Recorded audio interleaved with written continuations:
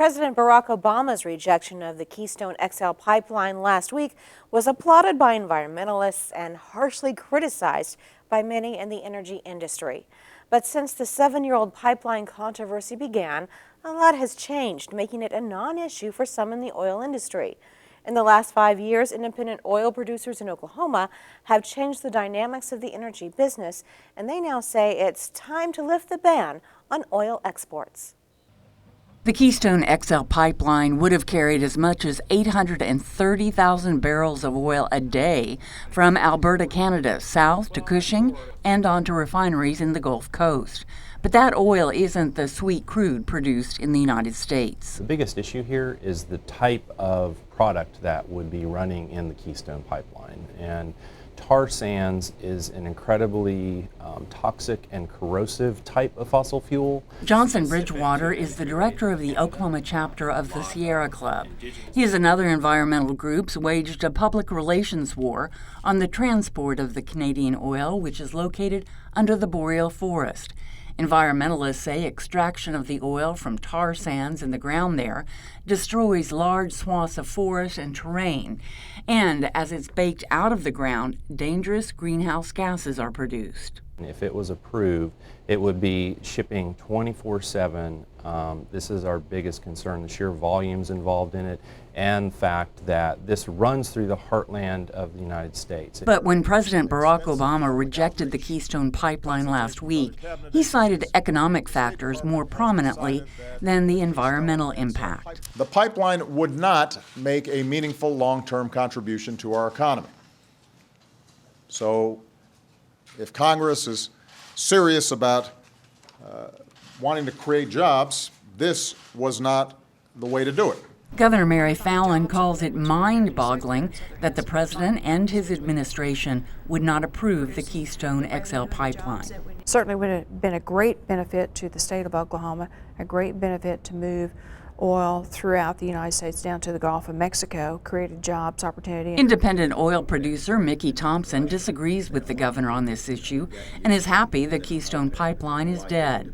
Anything that would have caused Cushing to be more full and for Oklahoma oil producers' oil to be less valuable is a bad thing for our economy and for our state. Thompson believes pushing all that Canadian crude to Cushing, which is at its storage capacity, would have been an economic blow to Oklahoma oil producers already struggling to make a profit with $40 a barrel oil. That would have had downward pressure on oil prices, further downward pressure. Now, I don't know where oil prices could have wound up, but it could have been $20 or $25 a barrel.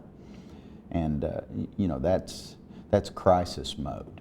Arnella Cargis is the executive vice president of the Oklahoma Oil and Gas Association. She doesn't believe losing the Keystone XL will have much effect on Oklahoma, but there is worry about what message the Obama administration is sending. I think the concern is there could be a precedent for denying similar projects, even though during the president's term they've approved similar projects crossing the Canadian border into the United States to transport crude oil from Canada to the United States. Gary Gould is the senior vice president of operations for Continental Resources. He doesn't believe any more energy needs to be devoted to the Keystone pipeline. We're one of the few countries in the world that is not allowed to export oil. Gould says the oil industry should be focused on getting Congress to lift the ban on exporting oil out of the United States. How much better would it be for the United States to be able to sell our oil and gas reserves to our allies instead of our allies having to rely on other countries like Iran? And it really benefits everybody, because if we get more oil and gas out on the market, then that's going to lower consumer gasoline prices as well. The ban on exports was put in place in 1975 after an energy crisis was created by Arab governments when they started restricting its exports to the United States, which at that time was dependent on foreign oil. Gas prices spiked to well over $3 a gallon, leading to gasoline rationing and shortages across the nation. But that was then, this is now. The things that changed now is the United States is one of the world's largest producers of oil and natural gas. With all the new technology, all the new innovation, and all the companies that have been developed in the United States, we're a world leader when it comes to oil and gas energy production. Horizontal drilling and fracking, developed in large part by Oklahoma producers in the last few years, has been an economic game changer. Because up until about 5 years ago, we were running out of sweet crude oil produced here.